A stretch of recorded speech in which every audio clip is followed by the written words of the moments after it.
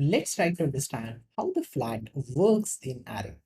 So consider we are having a multi-dimensional array or the nested array at any number of depth. How we can make it a flat array for a specific purpose. So let's try with a quick example here.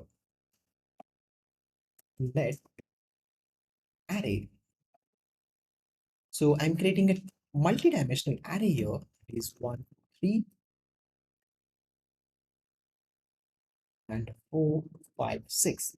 So if you understand the depth of the depth of the array is up to this one because this is our initial array. Inside that, again, we are having few more arrays at the second level of depth.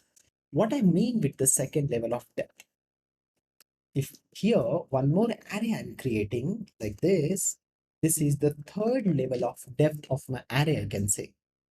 This is how the depth in the array we can create for some specific purpose. But if we have any requirement to get all of this element inside a single array, we need to work with a flat method.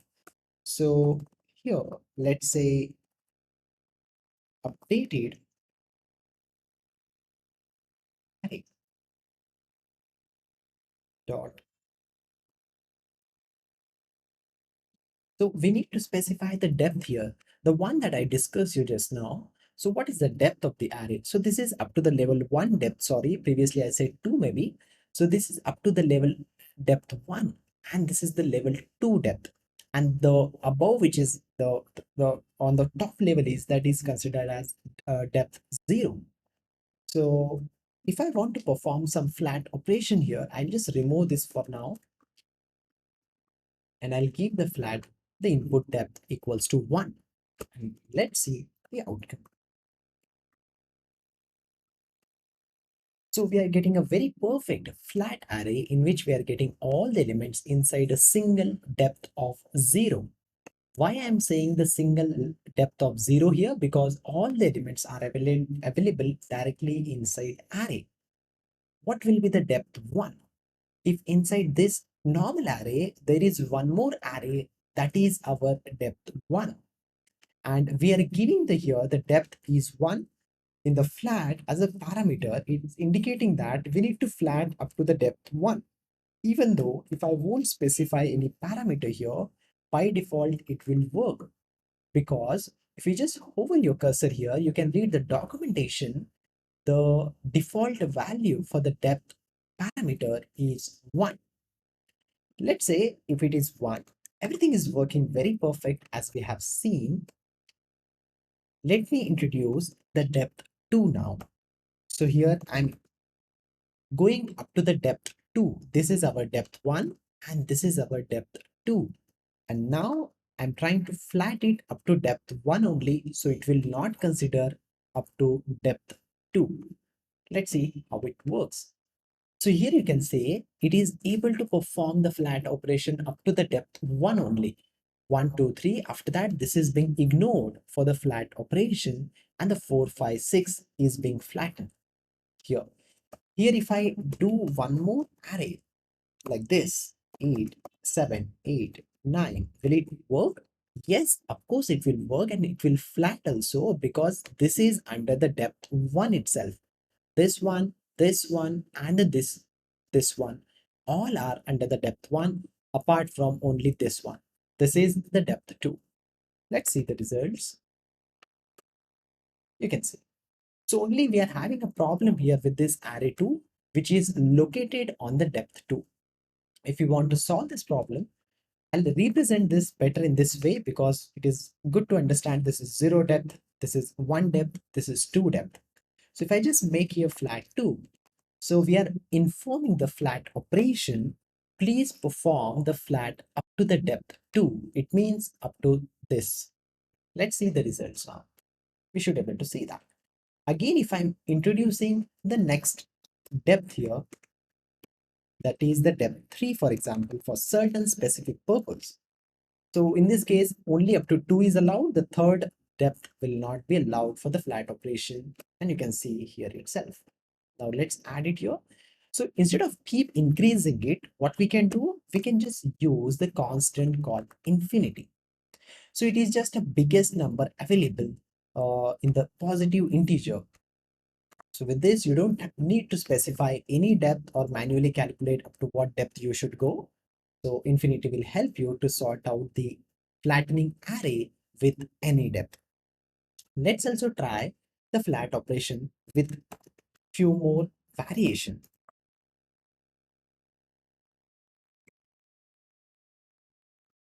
The flat is also helpful when,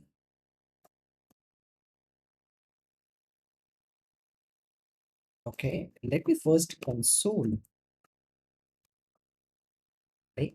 So if you look closely at this array, the length of the array is 5 because the fourth element over here, the fourth element is empty. Even if it is empty, the length of the array is 5 because we are intentionally keeping this particular slot as an empty. Let's see the results. You can see here. So this is an empty slot and the length of the array is 5. So if you want to remove this kind of empty slots in your array, so you can also make use of flat operation. So let's do it, flat, and let's see the results. So we can see the empty slots are being removed. Along with this, I'll also try to see what happens with null operation or with the null value as a element inside array.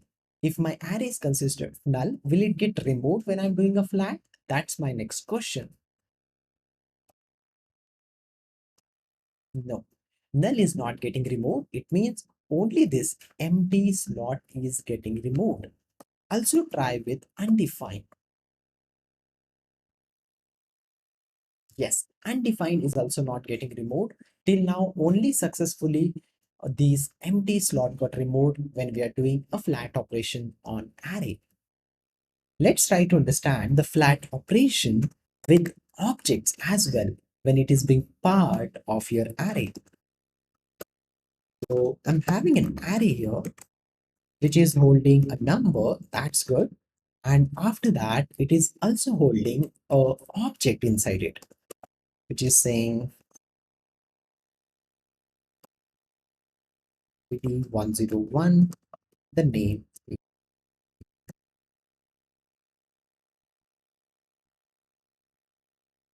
Okay, let's first console the array. Yes, everything is good. And the third element is an object in this case. So it's question now, if we perform a flat operation on this array, what will happen for this object? That's the question. So let's try to do it. Flat, okay. So there is no change when you are making a flat on array which is holding some object. It means object is completely unaffected by the flat operation. Let's try to complicate it in a more detail. Inside this particular object, I'll try to introduce an array like a nested one.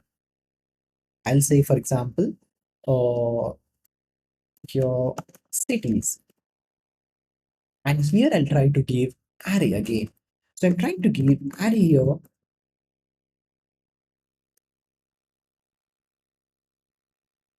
like this. So you can understand inside an object, I'm again having an array. So generally we have seen with a flat, it will flat all the elements which are present inside an array. And to make it more sure about it, because we are looking into some depth, we are inside an object, then again we are inside one more property, then we are inside an array. Just to make sure the flat operation will work, I'm using the infinity depth here. Let's see now what will happen for this cities which is holding an array. Very first thing, there is no effect for our object here, and including the cities here that we are using as a string array is having no effect. So what we understood over here, once the flat array method identified any object, it will not look into that object, whatever it could be. Even if there are arrays inside your object, it doesn't care about it. So as soon as this object is being identified by the flat operation, so this will completely ignore what all the contents which are present inside the array. Let's try an interesting scenario here.